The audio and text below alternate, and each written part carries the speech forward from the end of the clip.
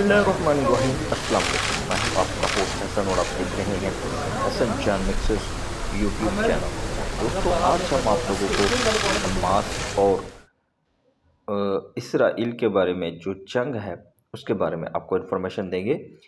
सबसे पहले हम बात कर लेते हैं जंग बंदी के बाद क्या होगा।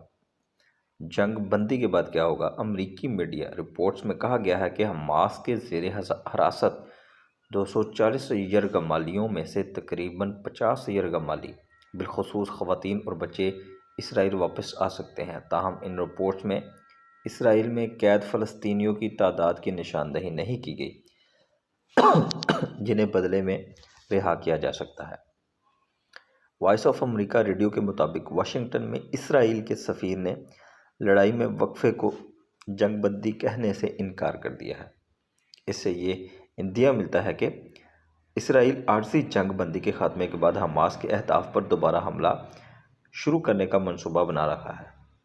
वाशिंगटन पोस्ट में गुज़श्ता हफ्ते शाया होने वाले एक मज़मून में अमेरिकी सदर जो बाइडन ने कहा था कि हमारा मकसद जंग को आर्जी तौर पर रोकना नहीं बल्कि मकसद इस जंग को हमेशा के लिए ख़त्म करना होगा।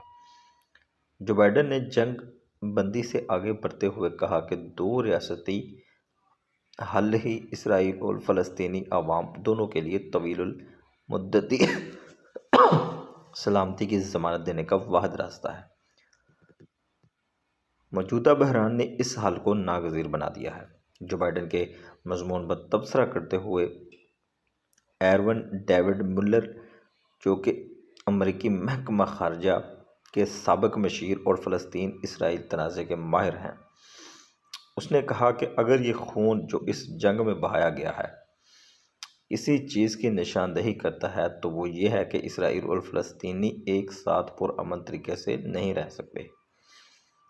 मुल्लर ने एक्स प्लेटफॉर्म के साबका ट्विटर के ज़रिए कहा कि इस मसले को हल करने का वाहिद तरीका यह है कि दोनों फ़रीक़ों के दरमियान अलहदगी पर बातचीत की जाए, जिसका हसूल इंतहाई मुश्किल है। अब आपको बताते हैं जंग ख़त्म होने के बाद क्या होगा। नाज़रीन इकराम, इकोनॉमिस्ट के मुताबिक गज़ा तकरीबन 2 दहाइयों तक एक हल तलब मसला रहा, जहाँ तक कि 7 अक्टूबर की सुबह जंग शुरू हो गई जिसने इस मसले को करना है। ताहम दूसरे लोग इस गज़ा की जंग को एक बार और हमेशा के लिए तनाज़े को हल करने के रास्ते और मौका के तौर पर देखते हैं। अक़वाम मुत्तहिदा के सेक्रेटरी जनरल एनोतियो ने इस साने को एक मौका में तब्दील करने के बारे में बात की है। फ़िलहाल गुतेरेस ने पीर को एक प्रेस कॉन्फ्रेंस में कहा कि इसके मुमकिन होने के लिए ज़रूरी है कि जंग के बाद हम 2 रियासती हल की राह पर मजबूती से कदम बढ़ाएं। द इकोनॉमिस्ट के मुताबिक अमेरिका को उम्मीद है कि मौजूदा जंग के ख़त्मे के बाद अरब ममालिक गज़ा में एक अमन फ़ौज का हिस्सा बनेंगे।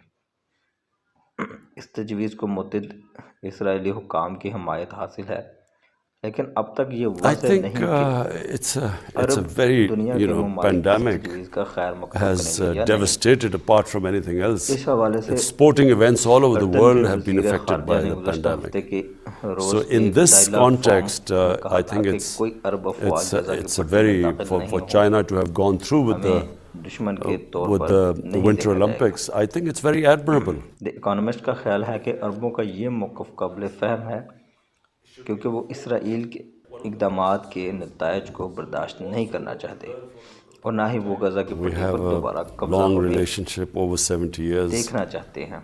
and तो जी दोस्तों, it's a ये deep थी आज की हमारी relationship वीडियो। between the उम्मीद people of करते हैं आप लोगों Pakistan को and पसंद आई people of होगी। मेरी China. तबीयत थोड़ी ख़राब है, So इसलिए therefore, आपको it's always a से pleasure खबर से going there. So I'm आगाह looking कर forward दिया to है। my उम्मीद visit. करते हैं आप लोगों को वीडियो काफ़ी इन्फॉर्मेटिव रही होगी। दुआ करें गज़ा की और इसकी इसराइल की जो है वो जंग ख़त्म हो जाए।